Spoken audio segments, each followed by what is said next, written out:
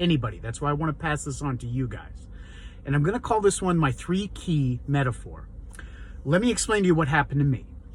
So the last 3 days, I've needed to get a key that I had placed in a spot on one of my shelves. Now, this key is in my closet, and every time that I've went to reach and get it, these last 3 days, 3 times, it fell.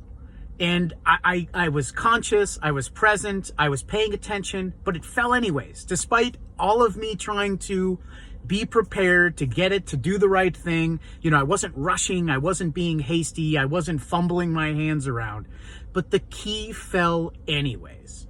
Now, before I even went to the ground, I got angry, I got upset, and this built over every day. The first day was just kind of like, ah, man, why? I was paying attention. Why did this have to happen?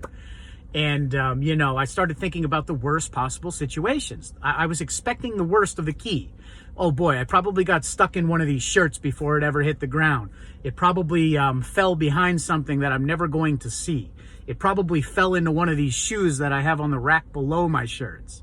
And it was going to be like me having to clean out the closet, a bigger task than it needed to be. So I was already getting worked up over it before I even seen where the key was. So what happened was I ended up getting through that, and I'm like, finally, I put my phone on, I put the flashlight on, and there it was, right in the same place, easy to access, no hassle. And I actually had to kind of laugh at myself and be like, why did you just put yourself through all of that? You didn't even know yet. And that happened 3 days in a row. And today was the last day that happened. I was like, man, are you kidding me? I was like, 3 days in a row.